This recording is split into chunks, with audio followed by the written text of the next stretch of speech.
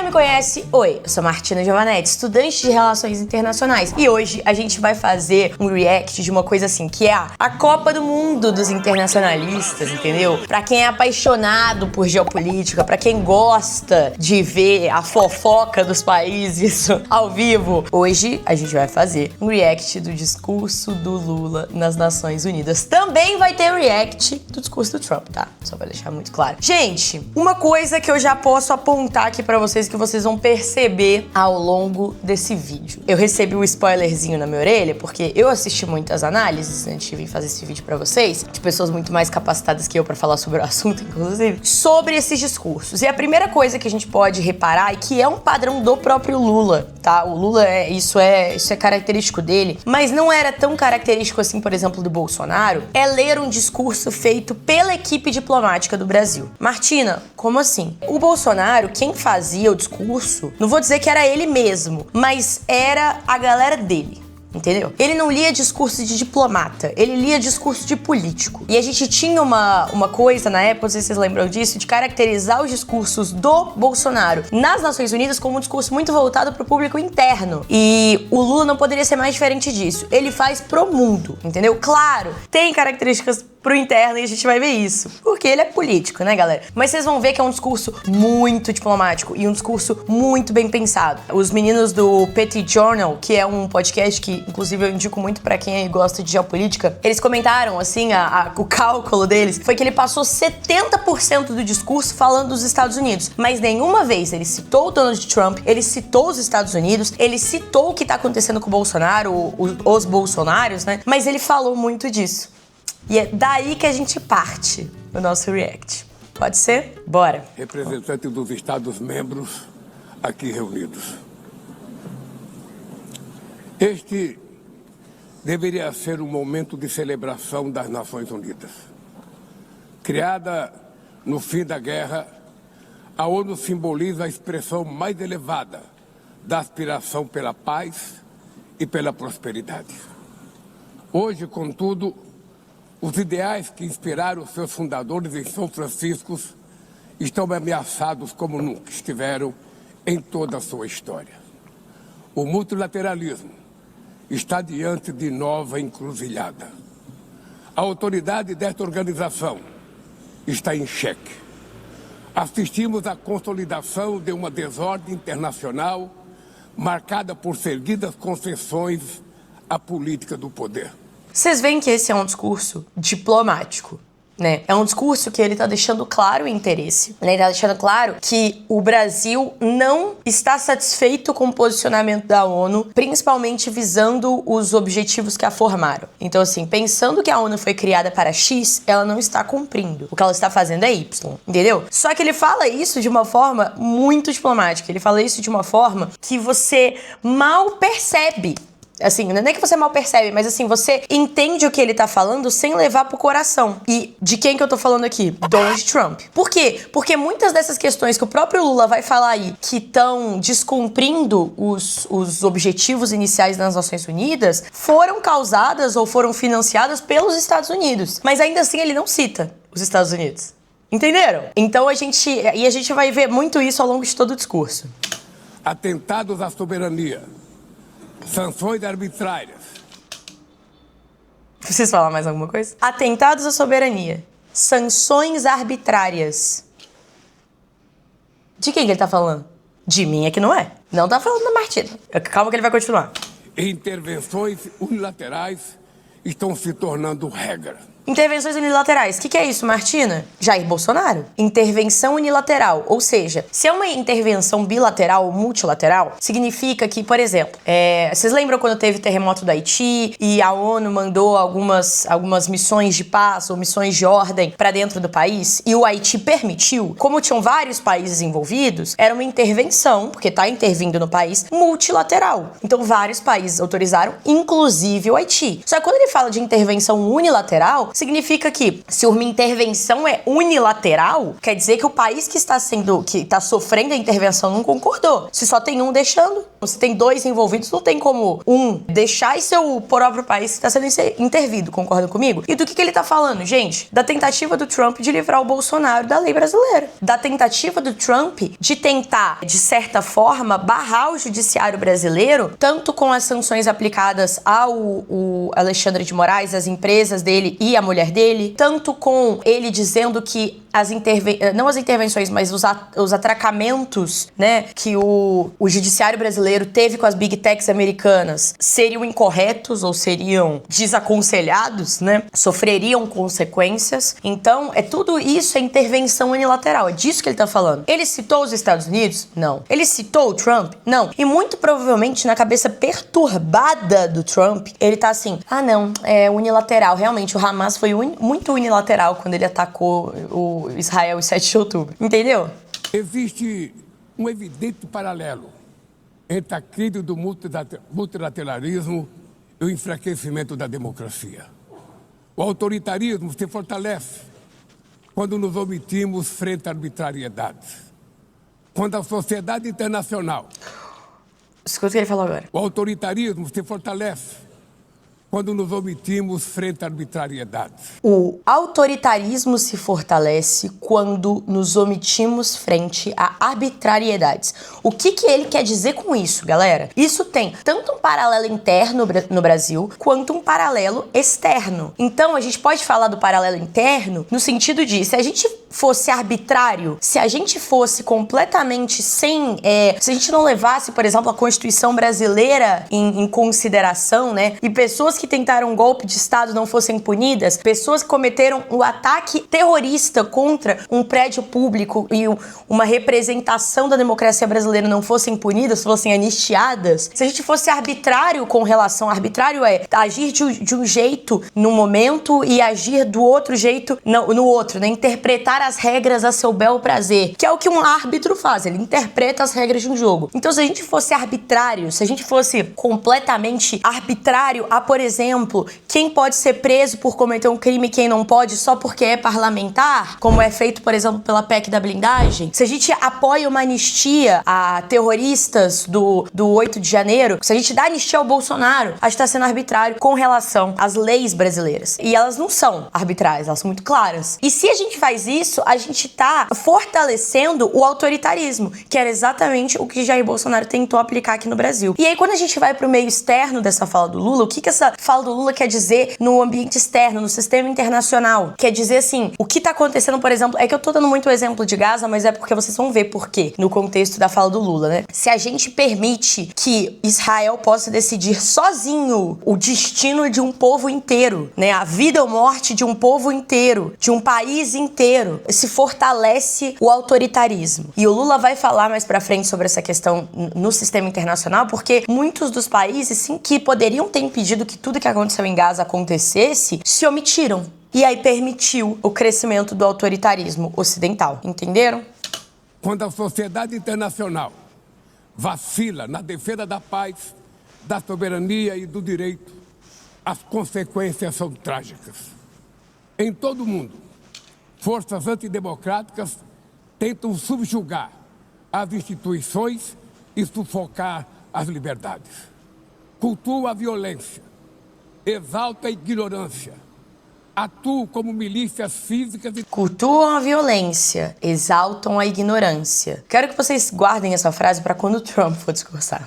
Para vocês entenderem por que o Lula tá falando tão claramente dele, mas ele não percebeu. A prova disso é o próprio discurso do Trump, tudo que ele disse. Cultuam a violência, exaltam a ignorância. Ele tá dizendo aí sobre uma cultura muito voltada para, por exemplo, armas de fogo, mas extremamente anti-vacina. Entendeu? E tudo isso, as pessoas são anti-vacina e apoiam as armas porque são pró-vida.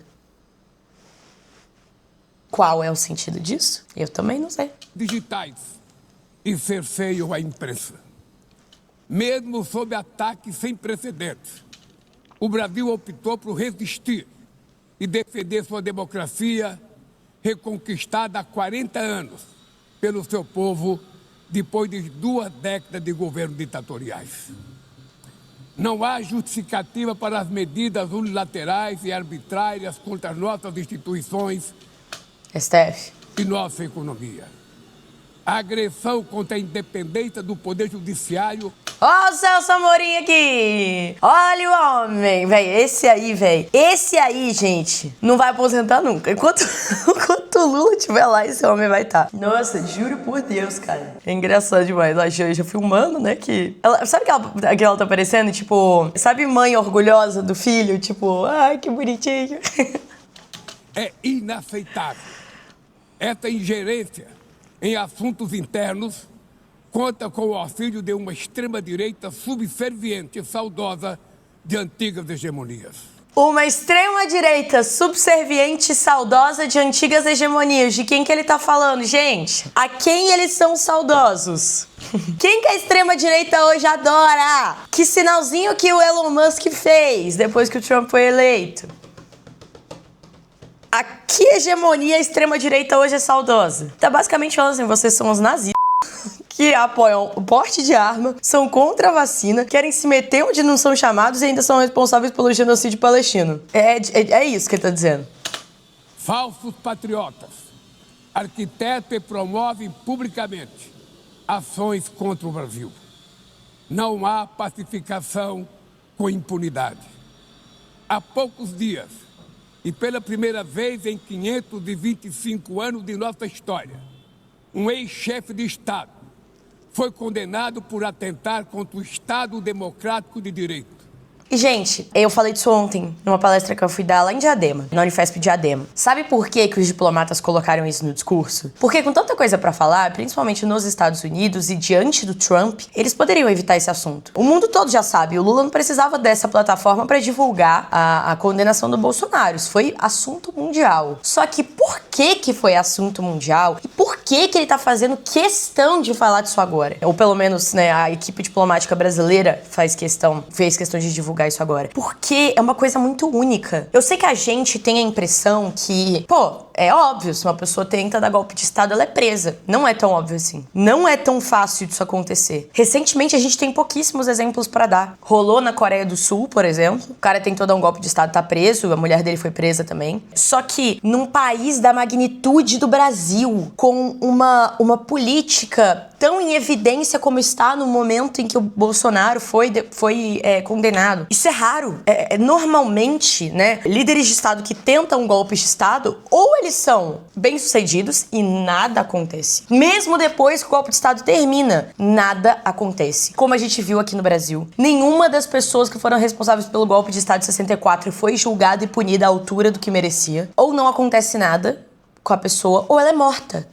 Gente, pra vocês terem uma noção, o Pinochet, um dos maiores genocidas da história da América Latina. Não dá pra falar o maior, porque a gente teve, né, Portugal e Espanha que fizeram um trabalho, assim, único, né, ímpar no genocídio da América Latina. Mas, assim, um dos maiores genocidas, principalmente depois da formação de estados, né, na América Latina, das independências, enfim, que foi o ditador do Chile. Ele, na década de 90, era ministro do governo. Pós-golpe, pós-regime militar. Foram 100 mil pessoas desaparecidas no Chile. Ou 80 mil pessoas desaparecidas no Chile, um negócio assim. E o cara trabalhou no gabinete militar até ficar gagá. Ia pra Inglaterra, conversava com a amiga dele, com a Thatcher. Que amiga incrível que o cara tinha. Enfim, mas essa é a história, principalmente na América Latina, com seus ditadores. As pessoas não são punidas, elas não são mortas. Ou se são, em momentos muito específicos. E aí, eu acho que isso ganhou muito destaque. E vale a pena ser destacado mesmo pela forma na qual foi feita aqui no Brasil. Foi extremamente institucional. Foi muito complexo. Foi um trâmite jurídico que levou 4 anos quase pra condenar o Bolsonaro, gente. Depois que ele saiu do governo. Por quê? Porque tudo foi feito da forma correta, à risca, com todos os detalhes garantidos, para que não sobrasse dúvida, para que não restasse dúvida. E normalmente essas coisas, quando elas são decididas muito na pressa. No Brasil não foi assim. O Brasil deu conta. A nossa democracia e o nosso sistema judiciário foi forte o suficiente para fazer todo o trâmite da forma correta. E ainda assim, conseguir um resultado satisfatório. Pelo menos do ponto de vista da lei. Você pode não ter ficado satisfeito, você pode achar que o Bolsonaro deveria ter sido condenado numa instância diferente, qualquer coisa do tipo. Mas foi feito da forma correta. Corretíssima. Então, assim, a ponto de algumas pessoas acharem que ele nem ganhou o que ele merecia. Que ele poderia ter sido muito pior. Então, isso é muito único no sistema internacional. E isso mostra a força do sistema judiciário e da democracia brasileira. Mesmo quando eles são questionados internacionalmente como estão sendo pelo Trump. O Lula tá basicamente botando o pau na mesa e falando assim, é o seguinte, ninguém se cria aqui. Entendeu? Aqui é Brasil. É isso. E ele quer que as pessoas se lembrem disso. Entendeu?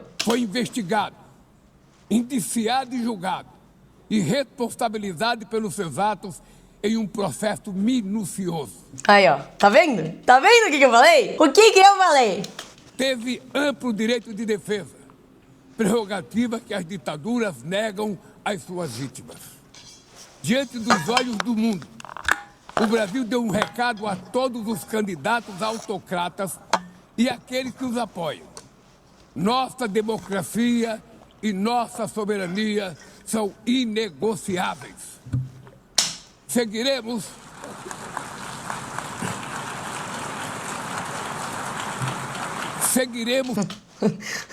Olha isso aqui.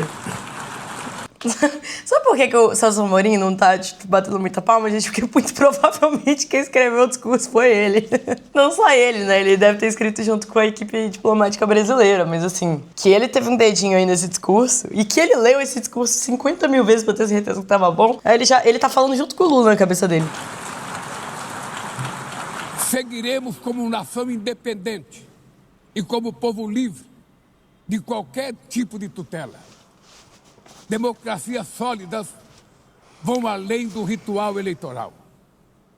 Seu vigor pressupõe a redução das desigualdades, a garantia dos direitos mais elementares, a alimentação, a segurança, o trabalho, a moradia, a educação e a saúde. A democracia falha quando as mulheres ganham menos que os homens ou morrem pelas mãos de parceiros e familiares. Ela perde quando fecha suas portas e culpa migrantes pelas mazelas do mundo. A pobreza é tão inimiga da democracia. Isso não é um problema do Brasil, né? Tudo bem, o Brasil tem seus momentos, com médicos cubanos, assim, a gente tem uns momentos de uma xenofobia básica ali, baseado nos Estados Unidos, mas assim, quem que culpa os migrantes pelos problemas do mundo? Eu não sei, vocês sabem? Eu não faço ideia. Democracia quanto o extremismo. Por isso, foi com orgulho que recebemos da FAO a confirmação de que o Brasil voltou a sair do mapa da fome este ano de 2025. Mas no mundo... Gente, desculpa. Ó, você pode gostar do Lula. Você pode não gostar do Lula. Você pode odiar o Lula. Nenhum. Eu repito, nenhum outro presidente brasileiro tirou o Brasil do mapa da fome 2 vezes. Nisso aí, o velho foi meio cante. Ele meio que lacrou. Nisso aí, ele meio que lacrou. Tipo assim... Não sei, eu acho, pelo menos. O que vocês acham? Eu acho que ele lacrou. Gente, e aí eu tô falando aqui é porque o discurso dele é realmente muito bom e é muito difícil tecer críticas ao Lula. Eu tenho as minhas críticas, você sabe. E eu faço elas direto aqui no canal, quem me assiste sabe muito bem. Mas... Cara, eu não vou também ficar forçando crítica goela abaixo de vocês. Porque isso aqui foi extremamente cante da parte dele. Extremamente lacrudo, entendeu? 670 milhões de pessoas famintas e cerca de 2 bilhões e 300 milhões enfrentam insegurança alimentar. A única guerra que todos podem sair vencedores é a que travamos contra a fome e a pobreza. Esse é o objetivo da Aliança Global que lançamos no G20. Tá aí uma coisa. Existe uma tese nos estudos de defesa, que é uma coisa que a gente estuda em relações internacionais, né? Estudos de defesa. O que é a defesa, Martina? A segurança é externa, defesa é interna. Só que o Brasil, e outros países também, mas o Brasil especificamente, porque a gente tá falando aqui do Lula, tem a mania de tratar assuntos de saúde pública, de educação pública, de infraestrutura, tratar assuntos, enfim, que não cabem necessariamente à defesa como um papel de defesa. E muitas vezes não é. E aí, Martina, do que você tá falando? Vou dar exemplos aqui. Guerra contra as drogas. A guerra é contra as drogas que estão de fuzil? Não. Então a guerra é contra quem? Os traficantes. Só que aí morrem milhares de traficantes por ano e a guerra não acaba nunca. Por quê? Porque não é uma questão de guerra, não é uma questão de defesa, é uma questão de estrutura pública, é uma questão de educação pública, é uma questão de saúde pública, mas é tratada como um problema do BOP, é tratada como um problema dos militares, é tratada como um problema que deve ser resolvido pela polícia militar, e não é um problema que deve ser resolvido pela polícia militar, gente. A estrutura do tráfico, ela é formada por questões institucionais de corrupção, questões de saúde pública, da dependência de drogas, questões organizacionais, por exemplo, do tráfico, questões internacionais de regulação de tráfico de drogas, questões educacionais do porquê que a droga faz mal, por que tem tanta criança no tráfico, essas crianças têm que estar na escola, um problema educacional no Brasil, entendeu? O Brasil, ele tem essa mania de travar internacionalmente ou nacionalmente disputas no nível da defesa que não pertencem à defesa. A guerra contra a miséria tá com uma Glock apontada pra sua cara? Não tá. Mas é tratada como uma questão de defesa. Quer um exemplo? Militar levando vacina em época de surto, sei lá, de zika, de dengue. Militar ficando responsável por levar vacina de um lado pro outro. Isso não é uma questão do exército, isso não é uma questão de defesa, sabe? Militar pintando meio fio, isso é uma questão infraestrutural, não é uma questão de defesa. Militar fazendo parte do PROERD, isso é uma questão educacional, não é uma questão de defesa. Por que é importante a gente pontuar isso? Porque enquanto a gente continuar tratando essas questões como questões de defesa, o problema não vai ser resolvido. Se o problema tá na educação, tem que se resolver o problema da educação e não na defesa, porque aí...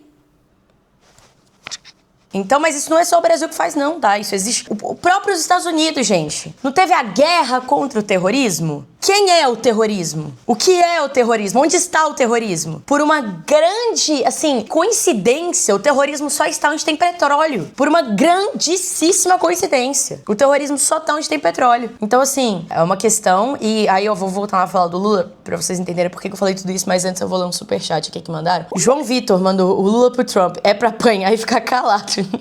Ai, por Deus, cara, você... É meio que isso mesmo. Vamos lá, escutem a fala do Lula.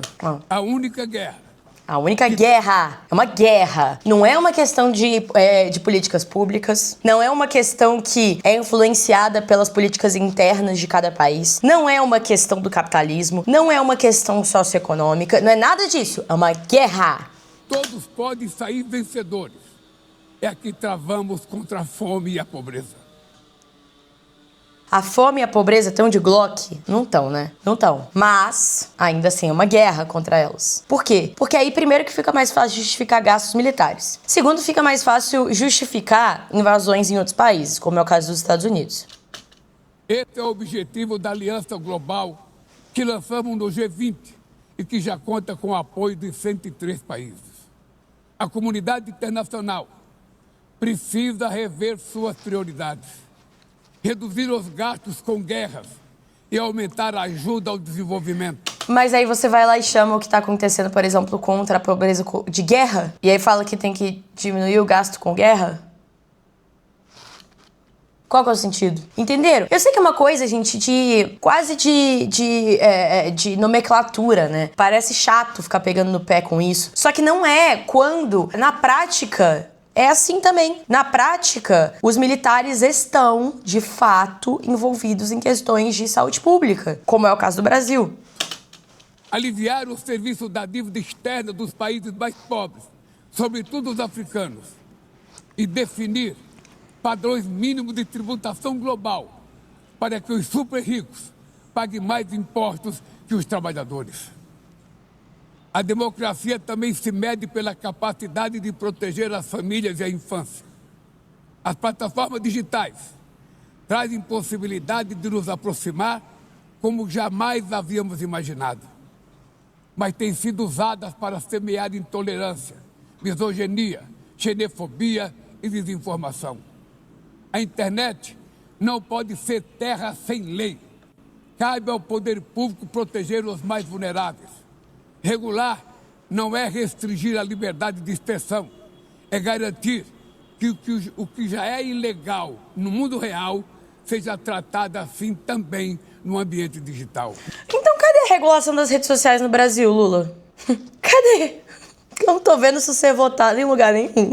Eu não tô vendo pressão nenhuma para que isso seja votado. O Alexandre de Moraes impedir que uma empresa atue aqui ilegalmente não é regular a rede social. Cadê? Porra. No ambiente virtual. Ataques à regulação servem para encobrir interesses escusos e dar guarida a crimes como fraudes, tráfico de pessoas, pedofilia. Nossa, enquanto ele fala do problema das pessoas usarem muito celular, tá aqui a galera, ó, no Zap Zap. Investidas contra a democracia. O parlamento brasileiro, corretamente, apressou-se em abordar esse problema. Com orgulho, promulguei na última semana uma das leis mais avançadas do mundo para a proteção de crianças e adolescentes na esfera digital. Também enviamos ao Congresso Nacional projeto de lei para fomentar a concorrência nos mercados digitais e para incentivar a instalação de data centers sustentáveis.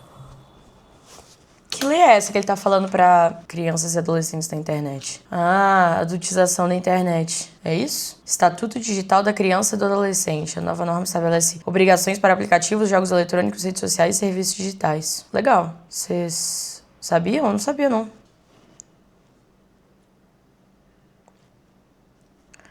Moer as palavras. Para mitigar os riscos da inteligência artificial, apostamos na construção de uma governança multilateral em linha com o Pacto Digital Global aprovado neste plenário o ano passado. Senhoras e senhores, na América Latina e Caribe, vivemos um momento de crescente polarização e instabilidade. Manter a região como zona de paz sempre foi e é a nossa prioridade. Somos um continente livre de armas de destruição em massa. Gente, juro por Deus, se os Estados Unidos entrarem em guerra civil antes da América Latina, vai ser a coisa mais engraçada que já aconteceu em toda a história do planeta Terra. Porque eles tentaram fazer a gente entrar em guerra civil. Eu acho que eles estão tentando nos últimos 30 anos. Se eles entrarem antes da gente, vai ser a coisa mais engraçada que já aconteceu no mundo. Sem conflitos étnicos ou religiosos.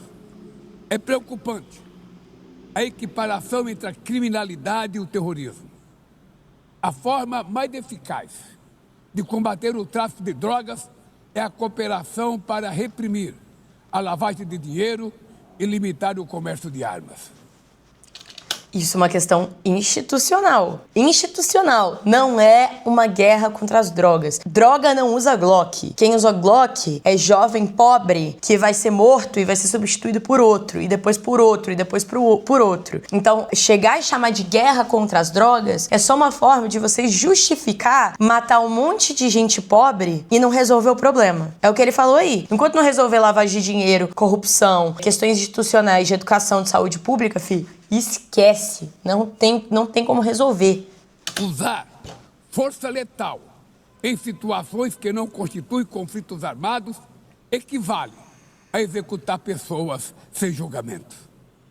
Outras partes do planeta já testemunharam intervenções que causaram danos maiores do que se pretendia evitar, com graves consequências humanitárias. A via do diálogo não deve estar fechada na Venezuela. É a via do quê, Lula? A via do diálogo. Porque deve ser foda, né? Você dar um discurso pro mundo inteiro. Eu ia ficar nervosa. Eu ia falar diálogo. Diálogo. Deve estar fechada na Venezuela. O Haiti tem direito a um futuro livre de violência. E é inadmissível que Cuba seja listada como o país que patrocina o terrorismo. No conflito na Ucrânia,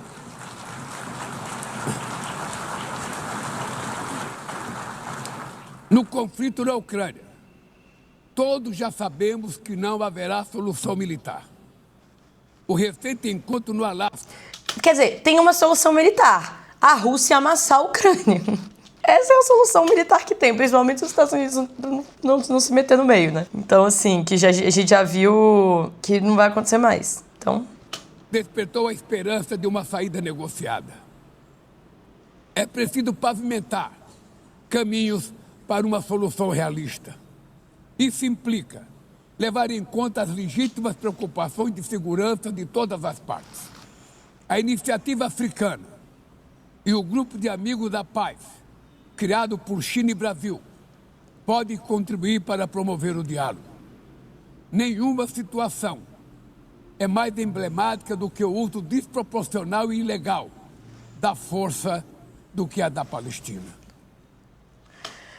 Tá, estamos chegando numa das partes mais importantes do discurso. Mas eu quero que vocês parem pra reparar uma coisa. Com tudo que tá acontecendo, não sei vocês, mas eu vi muita gente, eu acho que talvez aqui no chat tenham algumas pessoas com medo do destaque que o Brasil estava tendo nos últimos meses internacionalmente. Então, tipo, putz, queria tanto estar num momento em que o Brasil apenas assiste às tretas internacionais e a gente tá no meio de uma. Então, eu vi algumas pessoas achando que isso foi uma coisa incontrolada, achando que isso foi uma coisa que é contrária à vontade do Brasil. Quando na realidade não, gente, era exatamente isso que o Lula queria. O Lula, ele tem essa característica de querer trazer o protagonismo pro papel do Brasil internacionalmente. E ele sempre foi assim, sempre. E aí, é por isso que eu tô falando isso agora. Vocês ouviram esse comentário dele? Olha aí, a gente vai ouvir de novo. E o grupo de amigos da paz, criado por China e Brasil, pode contribuir para promover o diálogo.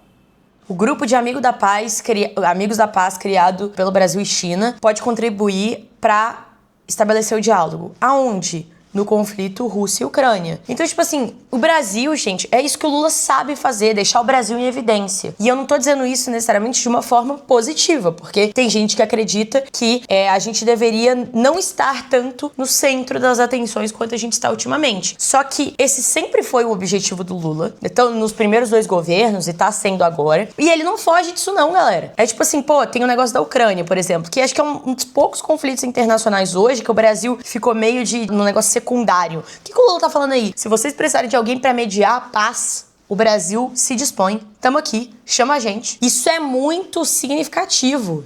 Nenhuma situação é mais emblemática do que o uso desproporcional e ilegal da força do que a da Palestina. Os atentados terroristas perpetrados pelo Hamas são indefensáveis sob qualquer ângulo. Aí, ó. Isso aí. Jogada de gênio da equipe diplomática brasileira. Tá bom? Jogada de gênio. Por quê? Vocês vão ver agora que o Lula, ele vai começar, a partir daqui, ele vai começar a descrever tudo de horrível que tá acontecendo com a Palestina. Então, que é um genocídio, que não tem mais como chamar de outra forma, que é um uso da força descomunal, que vai contra o direito internacional, que morre ali o mito da civilidade europeia, que não sei o que. Gente, assim, ele regaça com Israel. Só que uma das críticas que o Lula mais recebeu desde que o Brasil começou a interferir mais nessa questão palestina e se posicionar mais, é que o Lula, ele não de forma tão enfática, ele não condena de forma tão enfática os ataques de 7 de outubro. E ele começou a falar dele com isso. Os ataques de 7 de outubro, condenando os ataques de 7 de outubro. Só que ele quer deixar extremamente claro que apesar de ele condenar esses ataques, nada justifica o que está acontecendo lá agora. Essa é a posição do Brasil oficial. Sempre foi a posição do Lula. E ele deixou isso claro. Tá? E aí, calma aí que a gente vai ver, mas espera aí, ó, escutem. Força do que a da Palestina. Os atentados terroristas perpetrados pelo Hamas são indefensáveis sob qualquer ângulo. Mas não tem como defender, mas nada, absolutamente nada, justifica o genocídio em curso em Gaza. Vocês estão conseguindo ver que eu tô arrepiada? Vocês estão conseguindo ver que eu estou arrepiada? Desculpa, gente. É deste tamanho. Que é isso? E aí vai filmar a delegação israelense, vocês vão ver. Ali, sob toneladas de escombros, estão enterradas dezenas de milhares de mulheres e crianças inocentes. Ali também estão sepultados o direito internacional humanitário e o mito da superioridade ética do Ocidente. Este massacre não aconteceria sem... O mito da superioridade ética do Ocidente. Olha aqui, gente. Olha isso aqui. O que ele quer dizer com isso? Existe essa coisa de que os árabes, eles são pessoas não civilizadas e não éticas, e que se matam e matam ocidentais, e que vão pra França pra cometer atos terroristas, e que não sei o que, blá blá blá blá. E aí ele diz na cara de todos os países do Ocidente assim, isso provou que quem não tem ética, os verdadeiros antiéticos aqui, são vocês, porque vocês financiaram essa merda. Vocês poderiam ter impedido e não impediram. Mesmo reconhecendo o Estado da Palestina, porque a França reconheceu, o Canadá reconheceu, acho que a Itália reconheceu, uma galera reconheceu. Acho que a Itália não reconheceu, não, mas enfim, a gente vai ver os países que reconheceram a Palestina, né, como Estado e reconheceram a necessidade de uma existência de dois Estados, né, do Estado palestino e do Estado israelense de forma simultânea. Mas essa fala do Lula é muito dedo na cara, assim, tipo, real, assim, dessa galera. Então é muito forte. E a cumplicidade dos que poderiam evitá-lo. A cumplicidade dos que poderiam evitá-lo. Prioridade ética do Ocidente. Esse massacre não aconteceria sem a cumplicidade dos que poderiam evitá-lo. É. Em Gaza, fome é usado como arma de guerra. E o deslocamento forçado de populações é praticado impunemente. Quero expressar minha admiração aos judeus que, dentro e fora de Israel, se opõem a esta punição coletiva. O povo palestino corre o risco de desaparecer. Só sobreviverá como um Estado independente integrado à comunidade internacional. Esta é a solução defendida por mais de 150 membros da ONU e afirmada ontem aqui, nesse mesmo plenário, mas obstruída por um único veto. É lamentável. Também tem isso. A gente teve um novo veto ao cessar-fogo na Palestina no Conselho de Segurança. Vocês querem adivinhar quem vetou?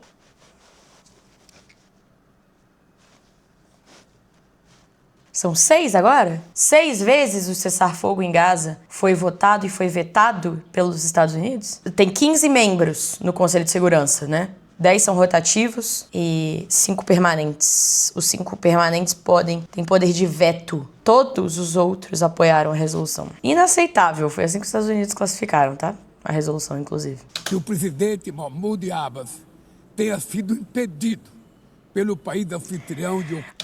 E também tem isso, né, galera? Também tem isso. Eu não sei se vocês sabem disso, mas o presidente da Palestina foi impedido de estar na Assembleia Geral da ONU porque o visto dele foi negado. E assim, gente, esse é o tipo de coisa que não pode acontecer. Os Estados Unidos, quando aceitou ser sede das Nações Unidas, aceitou também a prerrogativa de que, se eles tivessem alguma divergência com um país ali, isso não poderia impedir que o país visitasse Nova York na época da Assembleia. E foi exatamente isso que eles fizeram.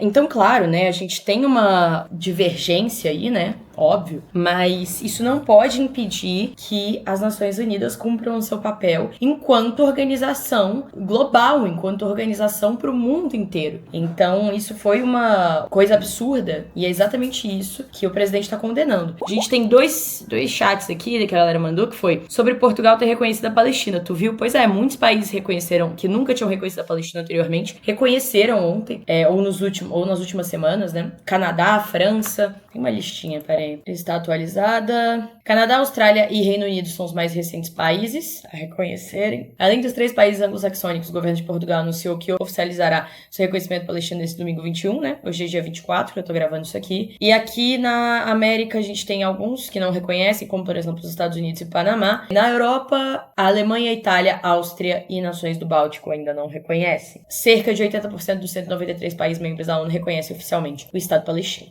É uma grande maioria. E aí o Vitor mandou assim: Portugal pareceu só ter reconhecido por influência da Inglaterra, mas não tenho propriedade pra afirmar. Cara, eu não me aprofundei, na verdade, na justificativa de Portugal pra ter feito isso, mas não sei se só por pressão da Inglaterra, mas com certeza uma pressão da Inglaterra ali na Europa sempre vai fazer diferença, né? A Espanha, Noruega, Eslovênia, Brasil, tudo isso depois. O Brasil já tinha reconhecido há muito tempo, né? Mas enfim. Ocupar a bancada da Palestina nesse momento histórico. E tipo assim, pô, tá tendo uma guerra lá, tá ligado? Tá tendo um genocídio no país dele e o cara foi impedido de ir pra lá. Isso é muito absurdo, gente. Isso é muito absurdo.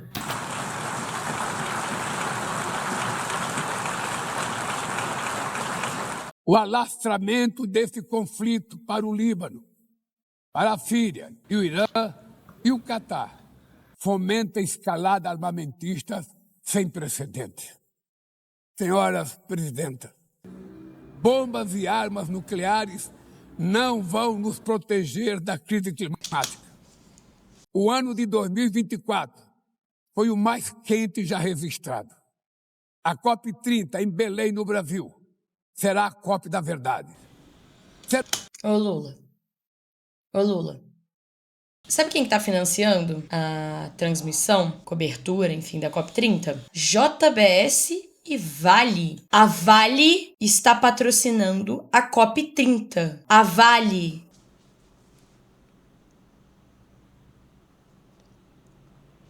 A COP é a Conferência do Clima Mundial, que está sendo em Belém. A Vale é a maior mineradora do Brasil, responsável por alguns dos maiores crimes ambientais da história do país. Falar que vai ser a COP da verdade, com a Vale patrocinando? Eu tô louca? A COP da verdade, Lula? Eu já fiz um vídeo aqui no canal sobre a COP30, sobre o tanto de merda que tá tendo que acontecer lá pra essa COP acontecer. Tá derrubando floresta nativa pra poder passar estrada, pra poder acomodar essa COP. Conferência do Clima? Isso aqui me parece um lobby ambiental, é isso que parece. Eu sei que o Lula ele quer se posicionar como esse líder climático, esse líder ambiental. Ele não é. A COP30 é uma vergonha pro Brasil. E a Vale patrocinar a cobertura do evento é uma vergonha pro Brasil. Eles já lucraram 285 bilhões desde o crime em Brumadinho, que matou 272 pessoas. Olha aqui. Olha o estado que eles deixaram. Olha o estado.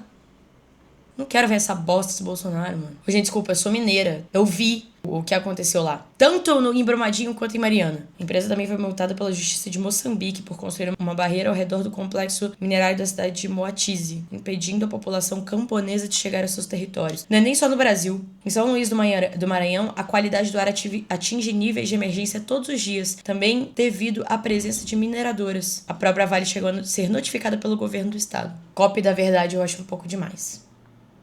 Né? Era o momento de os líderes mundiais provarem a seriedade de seu compromisso com o planeta. Sem ter o quadro completo das contribuições nacionalmente determinadas, a chamada NDCs, caminharemos de olhos vendados para um verdadeiro abismo. O Brasil se comprometeu a reduzir entre 59% e 67% suas emissões, abrangendo todos os gases de efeito estufa em todos os setores da economia. Nações em desenvolvimento. O que é muito importante. É muito legal. Só que eu vou ter que fazer isso. Desculpa. O que houve com os envolvidos? CNN, me conta. Despejou milhões de metros cúbicos de rejeitos de mineração na bacia do rio Paupeba, 25 de janeiro de 2019. Não teve responsáveis apontados até hoje. Aí, no mesmo discurso, o governo brasileiro diz que tá super preocupado com o seu poder judiciário ser bem estruturado e fazer justiça, que tá preocupado com o meio ambiente, mas não aponta e nem pune responsáveis por crimes ambientais. Isso não faz sentido. Desculpa, não faz o menor sentido. Desculpa, gente, essa pauta me deixa muito puta. Enfrentam a mudança do clima ao mesmo tempo em que lutam contra outros desafios. Enquanto isso, países ricos usufruem de padrão de vida obtido às custas de 200 anos de emissões de gases. Exigir maior ambição e maior acesso a recursos e tecnologias não é uma questão de caridade, é apenas uma questão de justiça. A corrida por minerais críticos essenciais para a transição energética não pode reproduzir a lógica predatória que marcou os últimos séculos. Em Belém, o mundo vai conhecer a realidade da Amazônia. O Brasil já reduziu pela metade. A realidade da Amazônia. Derrubar mata nativa para poder passar a estrada. Legal pra caralho. O desmatamento na região nos 2 últimos anos. Erradicá-lo requer garantia. Gente, vou ter que fazer isso, perdão. Mas não dá pra eu falar sem mostrar. A estrada construída para a COP30 em Belém que vai desmatar a Amazônia.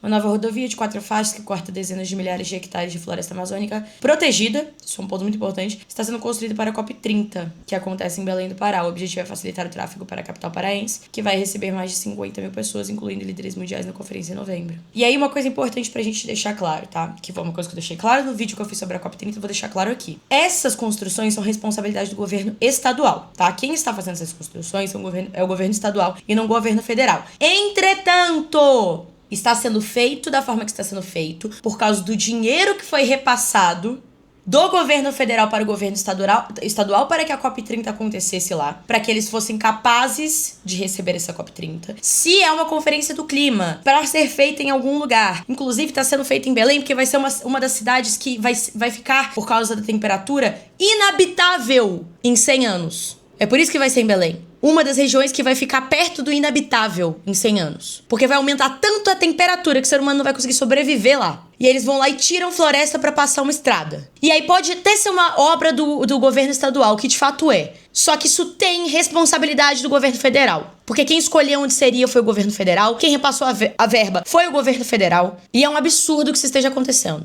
Condições dignas de vida para seus milhões de habitantes. Fomentar o desenvolvimento sustentável é o objetivo do Fundo Floresta Tropicais para Sempre, que o Brasil pretende lançar para remunerar os países que mantêm suas florestas em pé.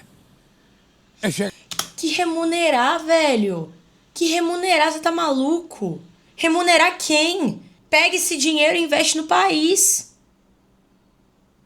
Chegado o momento de passar da fase da negociação para a etapa da implementação. A menos que o Brasil vá liderar a criação desse fundo e não vai investir, mas aí eu também não vejo sentido. Desculpa. O mundo deve muito ao regime criado pela Convenção do Clima. Mas é necessário trazer o combate à mudança do clima para o coração da ONU, para que ela...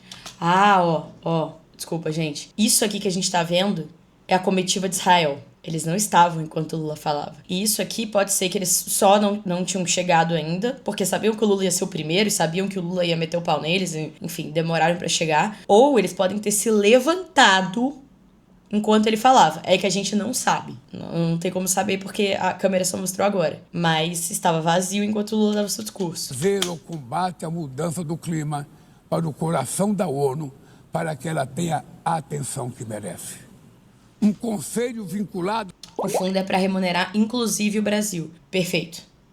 Gente, eu tô falando porque eu não conheço esse fundo, tá? Eu tô ouvindo sobre ele pela primeira vez hoje. Perfeito, entendo, legal. Mas não, o meu ponto é, não faz sentido com a configuração que está hoje do Brasil internacionalmente, principalmente com relação à COP30, o posicionamento do Brasil, o Brasil se gabar de criar um fundo para dar dinheiro para preservar a floresta. Mano, pega esse dinheiro e preserva a sua.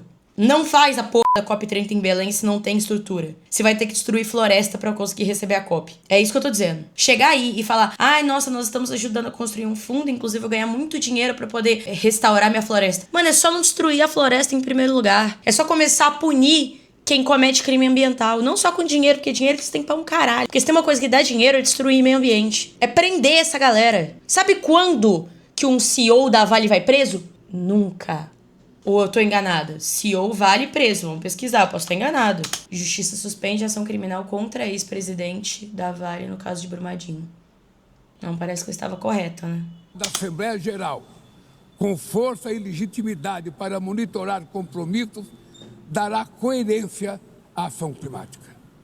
Trata-se de um passo fundamental na direção de uma reforma mais abrangente da organização, que contemple também um Conselho de Segurança ampliado nas 2 categorias de seus membros. Poucas áreas retrocederam tanto como o sistema multilateral de comércio. Várias palavras. Medidas unilaterais transforma em letra morta princípios basilares como a cláusula de nação mais favorecida. Desorganizam cadeias de valor e lançam a economia mundial em uma espiral perniciosa de preços altos e estagnação. É urgente refundar a OMC em bases modernas e flexíveis. Também uma coisa que o Lula bate nessa tecla desde o ano passado, galera. Ano passado eu também reagi ao discurso do Lula, tá? A qualidade desse canal era outra, mas eu reagi. E é uma coisa que ele bate muito na reconstrução do FMI, da OMC. Pra quem não sabe, a OMC é a Organização Mundial do Comércio, FMI é Fundo Monetário Internacional e o Banco Mundial. E é uma coisa que o Brasil já tá há um tempo, principalmente o Brasil de Lula, né? Tipo, pegando no pé. Senhoras e senhores, este ano o mundo perdeu duas personalidades excepcionais.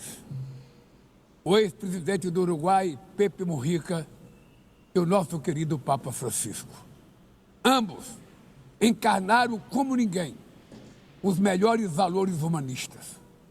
Suas vidas se entrelaçaram com as 8 décadas de existência da ONU.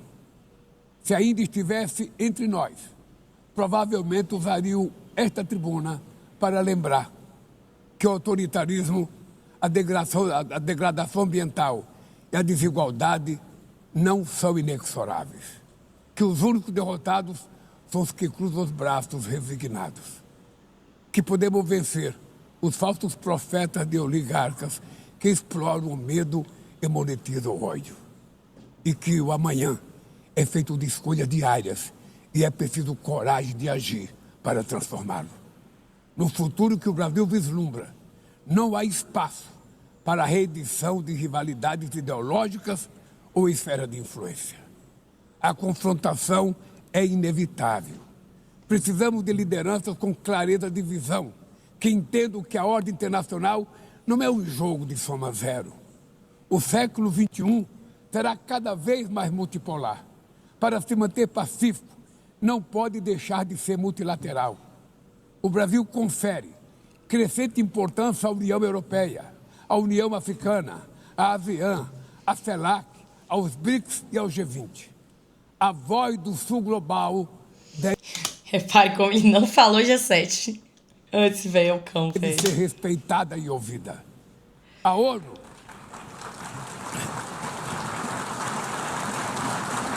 ONU tem hoje quase 4 vezes mais membros do que os 51 que estiveram na sua fundação. Nossa missão histórica é a de torná-la novamente portadora de esperanças e promotora da igualdade e da paz, do desenvolvimento sustentável e da diversidade e da tolerância. Que Deus nos abençoe a todos e muito obrigado. É isso aí, galera. Bom, discurso com altos e baixos, né? Aqui eu acho que eu deixei minha opinião. Mateus, Ai, que susto! Matando o Matheus a grito, quase me matou do coração. É que começou automaticamente. Ai, gente, é o seguinte. Eu acho que eu deixei muito claro aqui, né? Que eu tenho opiniões diversas sobre esse discurso. Agora, mais calma, né? Esse posicionamento do Lula é muito claro como um posicionamento de um líder que quer se colocar como um líder climático, né? Como líder ambiental. O que é totalmente alinhado com a história do Brasil, com o histórico de líderes brasileiros. É muito alinhado com o propósito do Lula, né? Nos seus 4 anos de governo. Mas tem pontos a serem discutidos aí, né? E é claro, ele não vai trazer esses pontos para a ONU porque ele quer passar a melhor imagem que ele conseguir, né, nesse contexto. Agora, eu também não vou deixar de trazer esses pontos para vocês porque é muito preocupante, né? Num nível interno mesmo, para nós brasileiros. Mas é isso aí, eu acho que eu fiz uma análise bem completa do que eu vejo do discurso do Lula. Agora a gente vai falar do discurso do Trump, que vai ser interessante pra galera que está vendo esse vídeo no YouTube. Nós encerramos por aqui. E é isso, galera. Um beijo pra você. Não esquece de dar like nesse vídeo, de compartilhar, de comentar aqui embaixo, de dar hype, tá? Que vocês conseguem fazer isso, porque isso é uma coisa que me ajuda pra caramba, ajuda muito o canal e ajuda muito eu continuar fazendo esse tipo de análise pra vocês que eu gosto demais, beleza? Então é isso, gente. Até o próximo vídeo.